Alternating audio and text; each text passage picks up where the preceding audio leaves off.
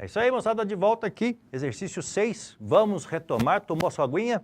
Então vamos juntos aqui, ó, exercício 6, onde ele fala assim para vocês, a notícia, satélite brasileiro cai na Terra após lançamento falhar. Veiculada pelo jornal O Estado de São Paulo em 10/12/2013, relata que o satélite CBERS 3, desenvolvido em parceria China-Brasil, foi lançado no espaço a uma altitude de 720 km, menor do que a planejada, e com uma velocidade abaixo da necessária para colocá-lo em órbita em torno da Terra.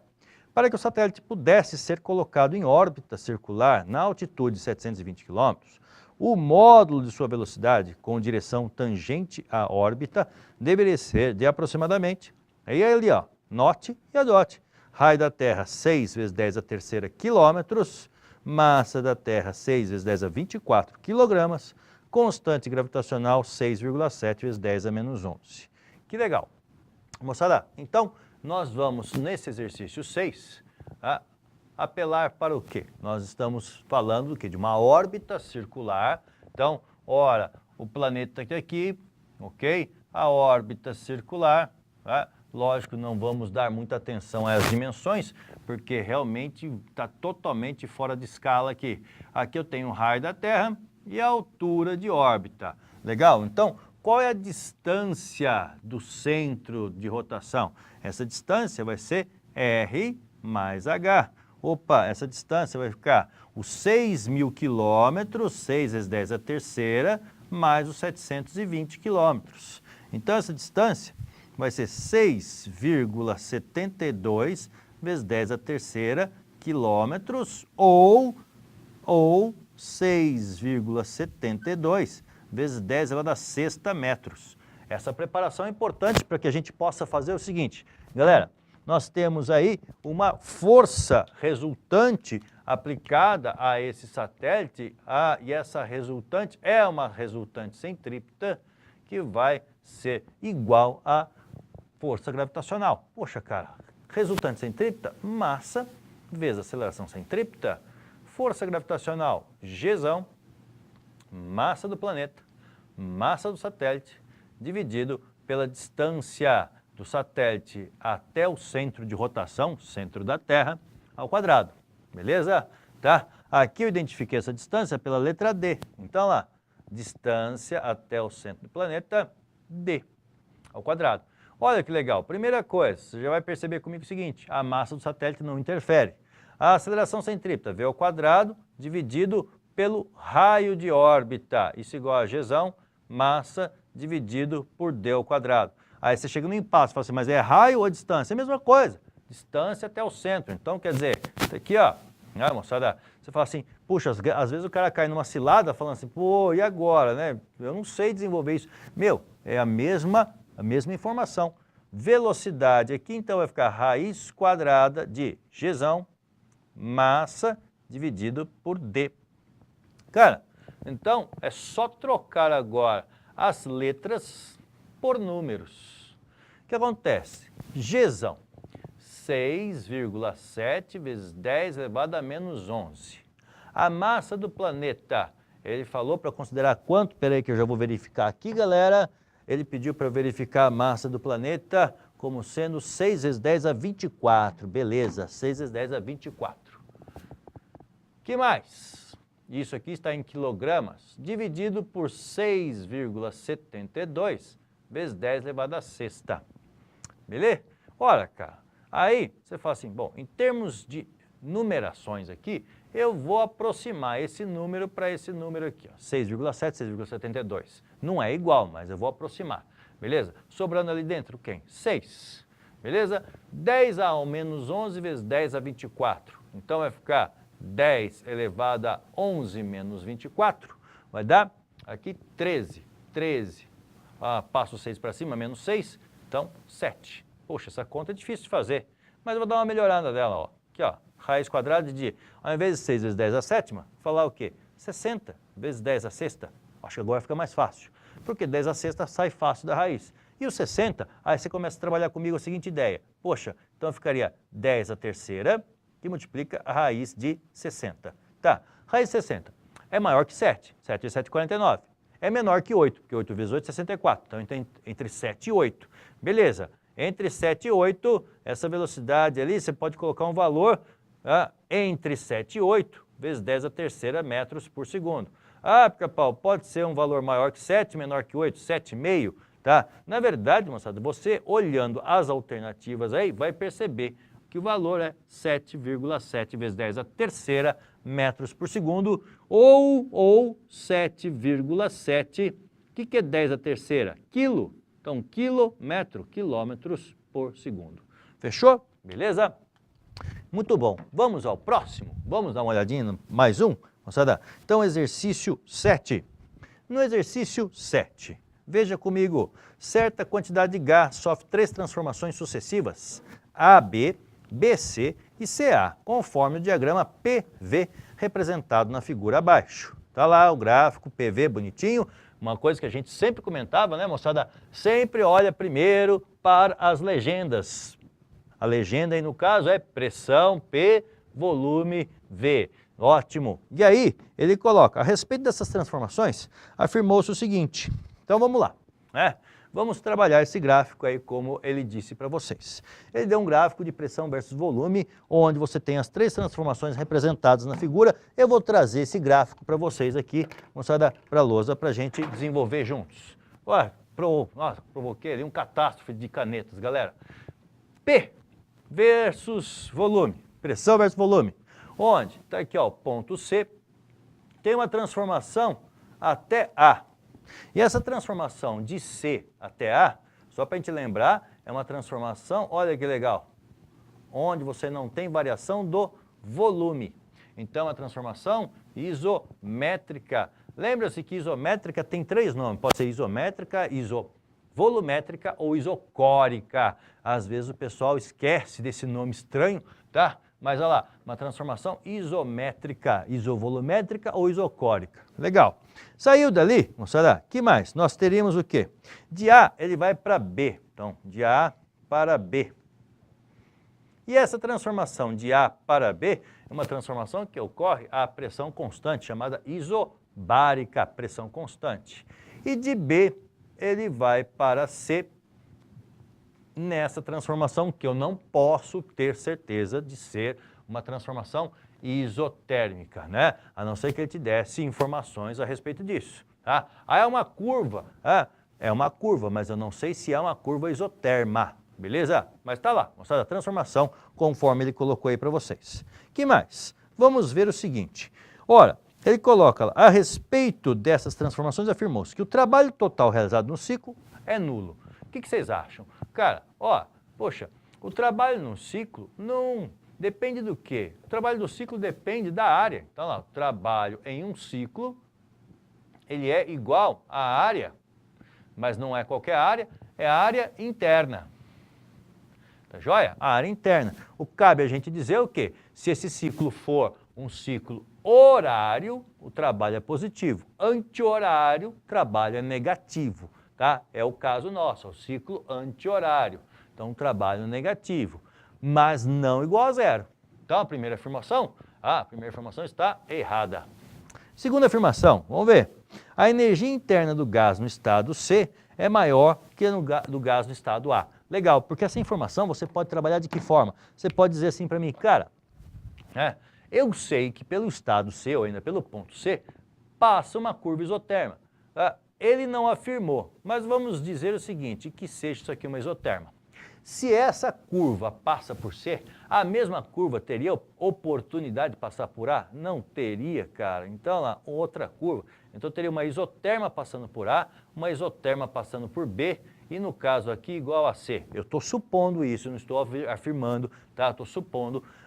Então, acontece. Quanto mais afastada a isoterma estiver dos eixos, maior temperatura. Então, poxa, cara, a temperatura de B igual à temperatura de C, mas com certeza essas duas temperaturas são maiores que a de A. Beleza? Maiores que de A. Portanto, diante da afirmação dele, a energia interna do gás no estado C é maior, poxa, por que eu consideraria a energia interna maior? Você falou de temperatura, falei de temperatura, por quê? Cara, o que está relacionado diretamente com a temperatura? Olha lá, energia interna, NR temperatura. O que é essa letrinha K?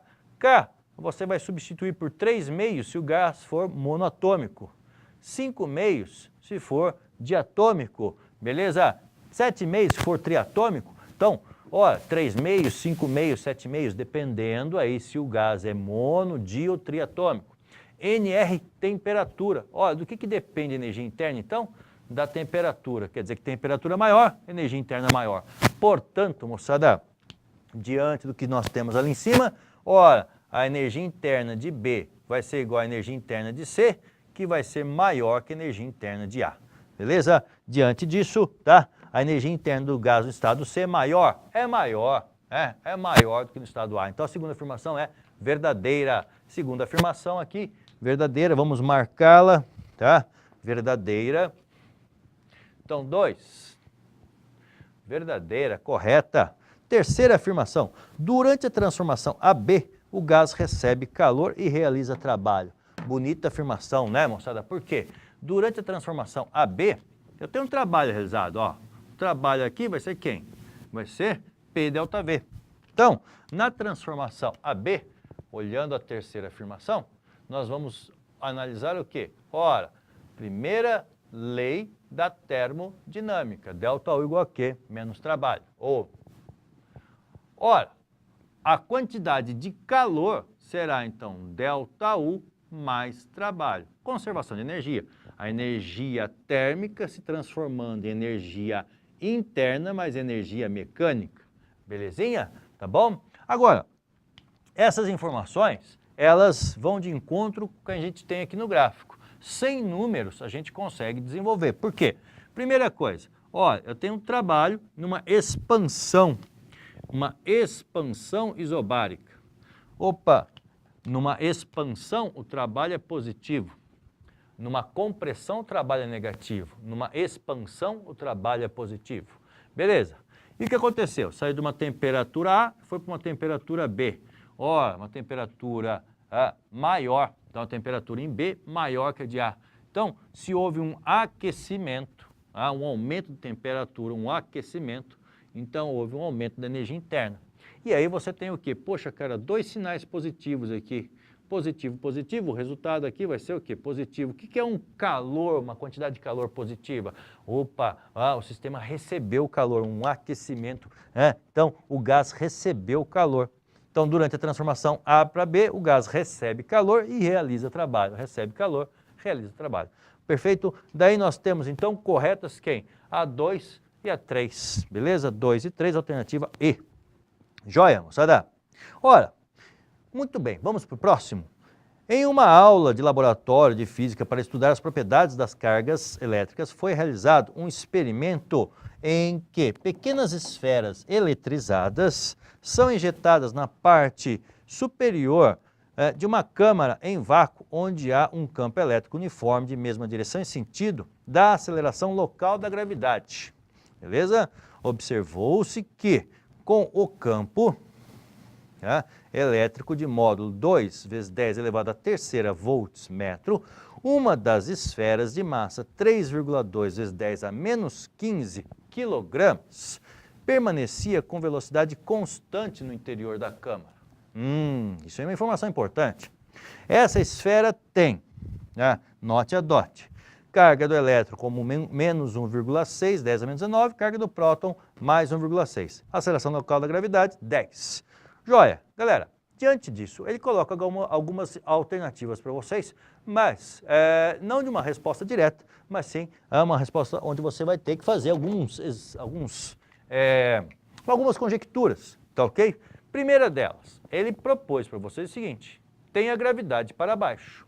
No mesmo sentido da gravidade, eu tenho um campo elétrico também para baixo, ok? E apesar de termos esse campo elétrico para baixo, foi lançada uma partícula, um corpo carregado, que eu não sei a carga dele ainda, mas foi lançado um corpo carregado que permanecia em movimento uniforme. Cara, só tem um jeito de você ter movimento uniforme, é quando você tem o quê? Cara, você tem ali o peso desse corpo, certo? O peso dele. Ora, mas para ele não acelerar para baixo devido ao peso, ou seja, devido à queda, tem que existir uma força que contrabalance, que equilibre o peso. Então, uma força que equilibre o peso, a força elétrica. Pronto, você aí desmistificou o exercício, propondo o que para mim? Falando, cara, para que ele tenha movimento uniforme, a resultante tem que ser zero, e daí a força elétrica tem que ser igual ao peso, ou seja, Q vezes E igual a M vezes G. Substituir os dados agora, ok, moçada? Então, eu vou ter aqui, ó, carga que é desconhecida, campo, 2 vezes 10 elevado à terceira, 2 vezes 10 elevado à terceira. A massa desse corpinho, vamos dar uma olhada na massa desse corpinho, 3,2 vezes 10 a menos 15, 3,2, 10 a menos 15, e a gravidade que é 10. Ora, vou obter então a carga aqui, ó, 3,2 vezes 10 a menos 14, dividido por 2 vezes 10 elevado à terceira. Essa carga vai ficar quanto? 1,6 vezes 10 elevado a... 10 elevado a menos 11. Certo? Belezinha? Tá? Agora, moçada, veja, essa massa ele já te deu em quilogramas. Então, beleza, não precisa fazer conversão nenhuma. Eu obtive uma carga em coulombs, mas ele não pediu a carga especificamente. Ele pediu o quê? Ele pediu o número de partículas. E carga é igual a N vezes E. Ora, 1,6 vezes 10 elevado a menos 11, que é igual a N, que multiplica 1,6 vezes 10 elevado a menos 19. Tá joia? Ok? Ó, então, moçada, dali, N igual a 1,6 10 a menos 11, dividido por 1,6 10 a menos 19. N, então, vai dar, cortou aqui, então nós teremos 10 elevado a quanto? 10 elevado a oitava partículas. Oitava partículas. Belezinha? Tá ok? Ora, olha o pica-pau aqui comendo bronha. Galera, 10 a terceira sobe, então aqui vai ficar 17. Olha lá, aqui 17. Olha só. E aqui vai mudar bastante o resultado, vai ficar 10 ao quadrado. Então, esse N seriam 100 partículas, tá ok? 100 partículas. Não sei ainda quais são, tá? 100 partículas. Mas dessas 100 partículas, meu velho, eu te proporia o seguinte, analisar agora o meu desenho. Nesse desenho, o vetor campo elétrico está para baixo. O que faria a força elétrica ser oposta ao campo? O que faz a força, o vetor força, ser oposta ao vetor campo? A presença de uma carga aqui de que tipo? Carga de sinal negativo. Ou seja, o sinal negativo faz o quê? Inverte o sentido do vetor. Tá? Então, quando você pega ali ó, a equação vetorial, força elétrica, que é igual a carga vezes campo, tá aí, ó. O que o sinal negativo faz? Uma carga negativa faz com que força e campo tenham a mesma direção, mas sentidos opostos. Então, essas 100 partículas representam o quê? Um excesso de elétrons. Um excesso de elétrons. Então, o corpo está carregado negativamente. Portanto, a alternativa que melhor representa para a gente vai ser o quê? A alternativa, olha lá, B, 100 elétrons a mais que prótons, beleza? Um excesso de elétrons. Olha a alternativa C, 100 elétrons a menos que prótons, beleza? Se fosse a menos, seria um corpo carregado positivamente, tá ok? Então, moçada, a melhor alternativa, a alternativa B, 100 elétrons a mais que prótons. Só lembrando que, moçada, não há movimento de prótons, sempre você vai ter um movimento de elétrons. Um corpo para ficar positivo, ele tem que perder elétrons. Um corpo para ficar negativo tem que ganhar elétrons. Beleza? Tá joia? Vamos para o próximo? Olha só, mais um, galera, tá? Mais um. Exercício 9. Para passar de uma margem à outra de um rio, uma pessoa se pendura na extremidade de um cipó esticado, formando um ângulo de 30 graus com a vertical e inicia com velocidade nula um movimento pendular. Do outro lado do rio, a pessoa se solta do cipó no instante que sua velocidade fica novamente igual a zero. Imediatamente antes de se soltar, sua aceleração tem. Aí ele fala lá, forças dissipativas. O tamanho da pessoa devem ser ignorados. A aceleração da gravidade local é 10, seno de 30 igual a cosseno de 60 igual a meio, e aí por diante. Galera, tá. Se eu vou desprezar as forças dissipativas, meu velho, então, no exercício 9, ora, eu vou me soltar num movimento pendular, formando aqui um ângulo de 30 graus. Isso significa que, não havendo forças dissipativas, ora, aonde que ele vai parar do outro lado? No ângulo de 30 graus. No mesmo ângulo de 30 graus. Ora, tá aí, ó, beleza. Então, eu tenho uma relação simétrica aqui, bonitinha, ok? Beleza? Ora, que mais? Eu tenho também o seguinte, peso, P. Que mais? Tração, T. Ora, e nesse momento, quando ele atinge velocidade igual a zero, ele pergunta para você qual vai ser a aceleração desse movimento. Pois bem, nesse momento, moçada, você tem aqui ó, duas componentes. Uma componente do peso na direção radial, certo? Direção radial, um peso radial. E um peso tangencial, uma componente aqui do peso na direção tangencial. Um peso tangencial. Ora, e ali? Um ângulo, olha que beleza, porque o ângulo de 30 graus vai aparecer onde? Entre a vertical e o fio. Opa, então o ângulo de 30 graus continua aqui, ó, que belezinha. Portanto, dali você fala assim, minha resultante tangencial vai ser o peso tangencial. Massa vezes aceleração tangencial igual a peso tangencial. P seno de 30. P sem 30. Então, P seno de 30. Tá, cara, se o peso é m vezes g, seno de 30 é meio, então cortou a massa, a aceleração vai ficar 10, que multiplica meio, pronto, você tem a aceleração tangencial desse corpo como sendo 5 metros por segundo ao quadrado. Isso aí nos dá uma alternativa. Qual alternativa? Tá? Ele fala para vocês, olha, forma uma direção de 30 graus com a vertical e o módulo é de 5 metros por segundo. Então, alternativa B. Beleza? É isso? B? Não, B não. C, perdão. Olha, eu já lendo errado aqui. Vamos para o exercício 10, para a gente finalizar aqui. 10 exercícios, moçada. Olha lá, junto comigo, tá? Exercício gostoso de fazer, tá? E muito, muito incidente nos vestibulares. Uma estação espacial foi projetada com formato cilíndrico de raio 100 metros, como ilustra a figura abaixo. Para simular o efeito gravitacional e permitir que as pessoas caminhem na parte interna da casca cilíndrica, a estação gira em torno do seu eixo com velocidade angular constante, ômega. Ok. As pessoas terão a sensação de peso como se estivessem na Terra. Se a velocidade, então lá, ômega for de aproximadamente, qual deve ser o valor dessa velocidade angular ômega? Beleza? E lembrando com vocês, moçada, um texto e um filme relativamente novo, tá? Que é aquele filme Perdido em Marte, tá? Com Matt Damon, se não me engano. Galera, naquele filme, se vocês lembrarem, tirando, lógico, que o protagonista era o Matt Damon e ele ficou o tempo inteiro, né, as filmagens sobre ele, mas aparece em alguns momentos a nave com toda a tripulação que o acompanhava. E a nave tinha um pedaço, um módulo dela, uma parte dela que girava. E ao girar, então simulando uma gravidade, simulando uma aceleração centrípeta.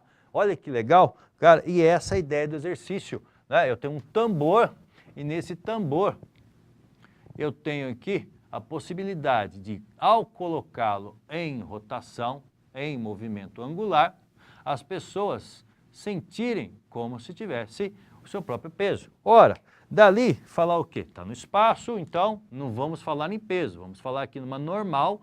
Normal essa que simula o peso P. Beleza? E essa normal vai ser a própria resultante centrípeta. Pica-pau. Então lá, a normal simulando a presença de um peso, mg, isso igual a m vezes a aceleração centrípeta. Legal que a massa do astronauta não vai ser relevante ali, ó, simplificou. Olha, então eu quero simular uma aceleração de gravidade, né, um valor 10. Como ele pediu ômega, então, eu vou trabalhar com qual forma de apresentação da aceleração centrípeta? Ômega ao quadrado vezes raio. Portanto, tá, vai ficar aqui, ó, 10, que é igual a ômega ao quadrado vezes o raio, que é 100. Ômega ao quadrado, então, 1 sobre 10, concorda? Traz o 100 para baixo, 1/10. Cara, vai ficar aí a raiz quadrada de 1 sobre 10.